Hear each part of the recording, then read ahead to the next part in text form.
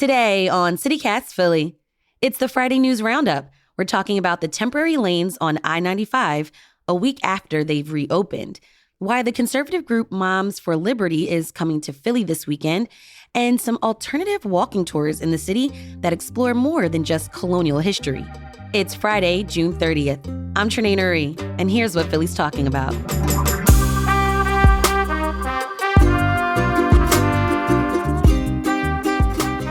Joining me this week is Thomas Fitzgerald, transportation reporter for the Philadelphia Inquirer. Hey, Tom. Hey, Trenae. Good morning. How are you? I'm good. Good morning. It's Friday.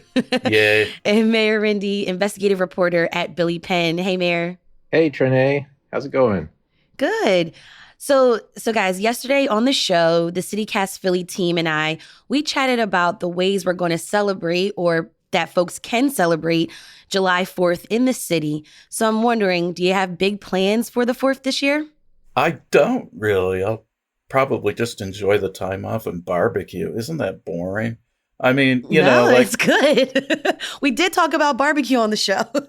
I don't really feel like jostling with everybody to see fireworks, although I like fireworks. But, they'll be on TV, right? Yeah. But it's not, it's kind of not the same. That's but true. I understand your sentiment of just kind of wanting to be away from the crowds. I do understand that. Maybe I'll read the Declaration. Oh, okay. I don't know. Not out loud, but. Mayor, how about for you? Yeah, every year we're like, oh, it's July 4th. We forgot to plan anything. Let's run out and buy some corn on the cob. But usually we barbecue in our backyard, and sometimes we go see the fireworks. Sometimes we watch them from our, third floor windows. But it's a nice, relaxing weekend, or this day, I guess it's this time. I guess it's midweek. It's on a Tuesday. Yeah, which is kind of funny. It's a little rough. Yes. I think I'm going to try. I'm going to try to make it to the Parkway. I want to see the fireworks. I want to get out. It's been some years since I've been at that concert celebration. So I'm going to try. Fingers crossed. But Mayor, you also wrote about some alternative walking tours happening down in Old City. Can you tell us about some of those? Yeah. We Billy Penn is doing a pop-up newsletter about July 4th activities, which people can still sign up for at the Billy Penn website. And we're pointing people toward, a lot of traditional July 4th patriotic activities. But we thought, let's look at some of these alternative activities you can do related to history. And we found all these cool walking tours mostly around Center City, but also in some other neighborhoods, South Philly, North Philly, West Philly, that focus on other diverse communities. There are certainly some put on about African-American history and significant people in Philadelphia history, and also in the gay community and that long history, the Jewish community up on North Broad Street and some other areas. And there's an interesting one focusing on the history of South Asians in Philadelphia, Yes. which is happening. It's actually happening a little later this year, but and there's one in Chinatown. So there's all kinds of opportunities to walk around and learn about those histories that maybe don't get so much attention usually from tourists and from locals. I love that. Yeah, we talked to the group from South Asian American Digital Archive about their walking tour here in the city, and folks can listen to our episode in our feed. All right, let's get into some top news stories this week. Mayor, I want to talk about your story about the Moms for Liberty Summit that's happening this week in the city. First, who is this group and why are they in the city this week? Yeah, it's interesting. They're not the kind of group you associate with Philly because they're Republicans and they're a little different from the sort of dominant political movements here in this area. But they're a group that started in Florida a couple of years ago. Moms who were running for school boards or who had strong feelings about how their kids' schools were operating. And their big issue initially was pandemic restrictions and wearing masks and all those hot button issues. But they quickly expanded to focus on a whole bunch of what they call parental rights issues, like what kind of books kids are seeing in schools is a big one. And okay, like book bans. Okay. Got Yeah. it. So, and they got to be known for book bans, and or for pushing for book bans. And up in Central Bucks District, just north of Philly, they've been highly active. They basically were involved in a conservative takeover of the school board, and there have been a couple books banned up there. So, but they're active across the country, and they've started holding national summits every year. And for their second summit, they decided to do it in Philadelphia. They said because the city's history provides a thematic backdrop for the group's focus on, quote, preserving American values. So that's why they're here this year. Okay. And are there going to be any big names speaking at this summit? Yes, they have become an important stopping point for Republican presidential candidates. So Donald Trump will be here, Ron DeSantis, Nikki Haley, Asa Hutchinson. Those are the ones that come to mind. Robert Kennedy Jr., even though he's a Democrat, he was going to speak there, but I think he pulled out. Interesting. And I'm curious, Mayor, does the Moms for Liberty, do they have a big following in Philly? They definitely have a big following in Southeast Pennsylvania. In fact, Pennsylvania is their second biggest state as far as having local chapters after Florida. In Philly, it's a little unclear. I did talk to someone who is part of the chapter here, so they have at least one member, but I'm not sure how many actual Philadelphia residents would consider themselves to be members of the group. I would guess it's a very small number. And I've seen reports about that some groups are protesting that they'll even be in the city. Why is that? Yeah, there have been a lot of protests. There have been calls from elected officials and other people for the Marriott Hotel to not host the summit. There's a museum that is hosting an event, and they've gotten criticism from historians and others. ACT UP, anti-censorship groups, civil rights groups have been doing protests and will be doing protests. There's going to be a lot of activity then during this summit, which runs through Sunday, I believe.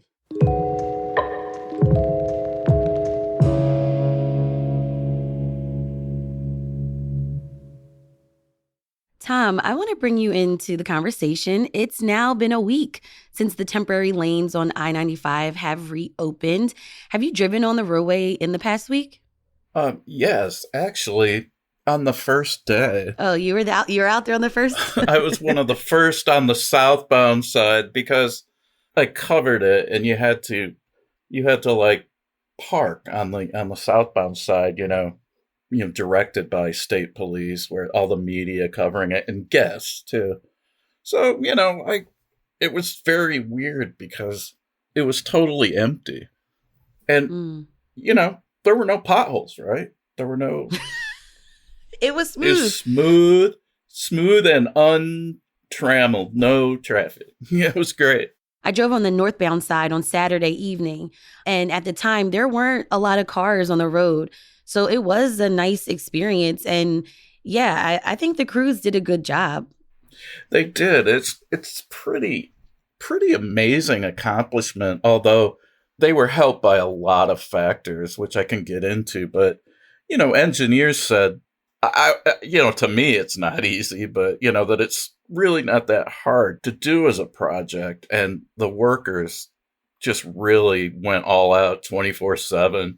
Money was no object. The feds said, we're going to reimburse or pay for everything. And there were, the governors was, prominent front and center, cheering everyone on and cutting all the red tape you normally have with projects. So, it was a smart idea, really, to do it in a two-step process because, by all accounts, rebuilding the bridge the permanent version structure, of the new bridge, structure, thank you, will, be a lot more complicated. But this way, people can start, the traffic can flow, and that'll help out in a lot of ways, not least of which is economically because of trucking, and deliveries on that corridor. Mayor, have you driven on 95? Yeah, I just happened to be coming down from New York on Sunday afternoon, and I was struck. We were like, oh, we're getting there, get out your cameras. And then we were over it in like 10 seconds. I was like, is that it? That's the same thing I Same thought. here. And I took my camera out too. It's only 105 feet long. For all, I mean, what a problem those 105 feet caused. Right. Okay, so do we have any sense of when we will get the permanent structure or when they're going to start that construction? Well, no, not yet officially. It's hard to say because, first off, and this hasn't been disclosed yet, PennDOT has to assess one of the concrete abutments got hit by the truck that crashed and burst into flame. So that might need to be replaced, and that takes longer to replace those giant concrete pillars. So that might be a complication, and they're just not saying right now, but except months. It'll be months, but it could be 2 months, or who knows? Months covers a lot of time, and the administration has been pretty focused throughout in managing expectations.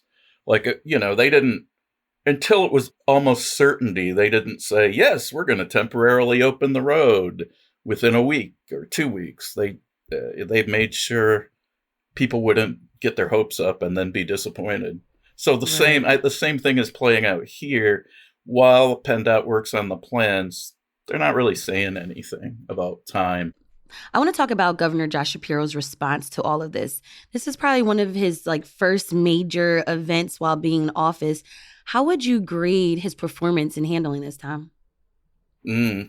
I mean, I would have to say A minus if I was being nasty, because he's done a really great job, and perhaps it's he's provided a good contrast, intentionally or not, to some of the political leaders who are kind of like in this region, maybe less optimistic and less, more beaten down by all the problems we have, seemingly.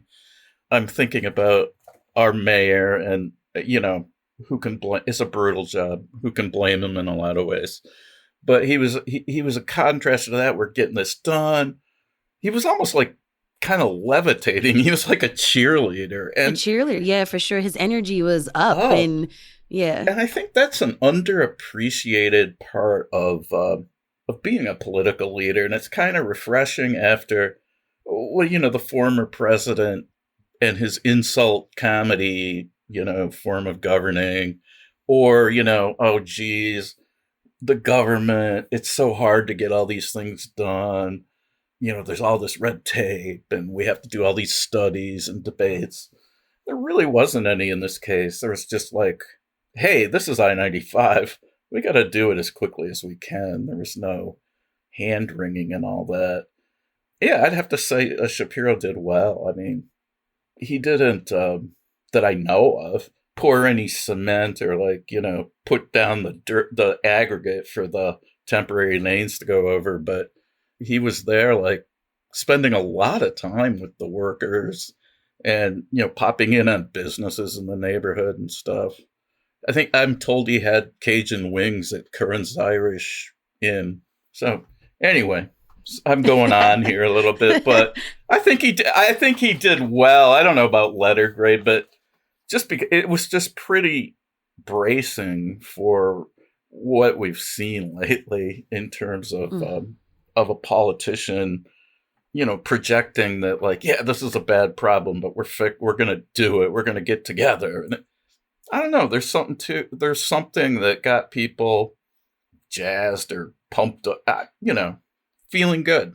For sure. I was struck by a couple of things. One is that this was the perfect crisis for Shapiro because it let him champion union workers and focus on the Philly area and the collar counties, which are his home base. Mm-hmm. So, and this is sort of his personality. He's sort of like a, we can do it kind of guy. So this was tailor made for him. The other interesting thing is the contrast with Chris Christie, who is best known for causing a traffic jam or being associated with people who caused a major traffic jam. So this is the guy who who opens up the highway rather than blocking it. Yeah, that's a great point, Meyer, about Christie. Sorry, go ahead. And for those that don't know, we're referring to former New Jersey Governor Chris Christie.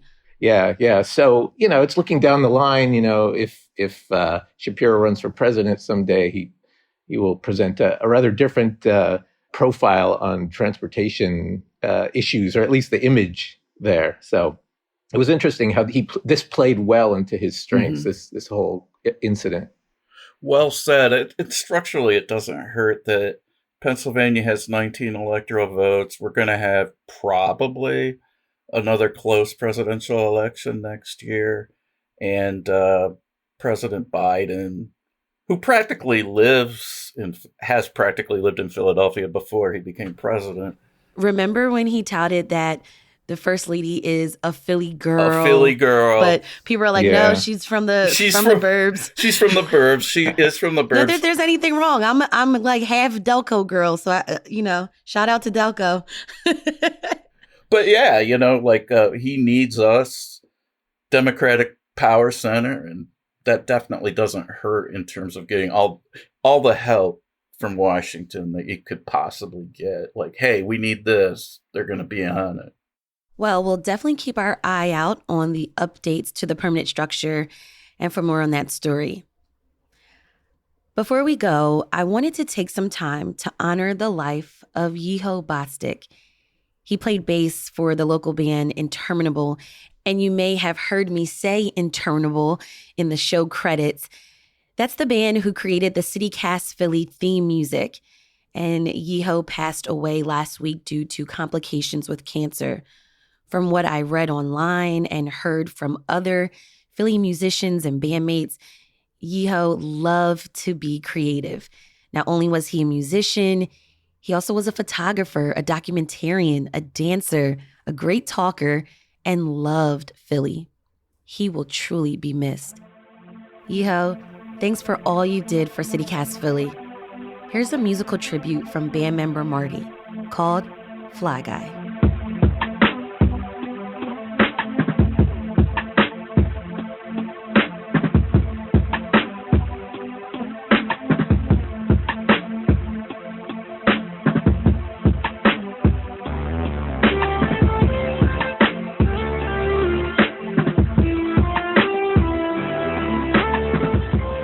All right, Tom Fitzgerald, transportation reporter for the Philadelphia Inquirer.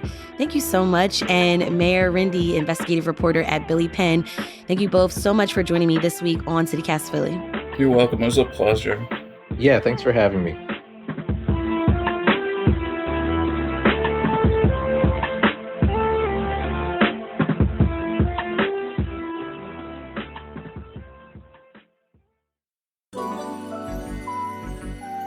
It's time for the tip of the week, where we share a life hack for living in Philly. Earlier this month, the CityCast Philly team put together a bunch of summer entertainment guides so you can enjoy the summer in the city. We came up with a list of music festivals, free stuff to do, how to enjoy a Phillies game, and dog-friendly events. If you want to catch up on these summer entertainment guides, check out our website, philly.citycast.fm. And sign up for our morning newsletter, Hey Philly. If you have a tip of the week, we'd love to hear from you too. Call or text us at 215-259-8170. That's all for today here on CityCast Philly. Our lead producer is Laura Benchoff. Our producers are Abby Fritz and Lizzie Goldsmith. Our Hey Philly newsletter editor is Brittany Valentine. And our host is me, Trinae Nuri. Music is by Philly's own Interminable, with additional music from All the Komodos and James Weldon. If you enjoy this week of episodes, please tell a friend, rate the show, leave us a review, and subscribe to our morning newsletter, Hey Philly. We'll be back Monday morning with more news from around the city. Have a great weekend and be safe, y'all. Bye.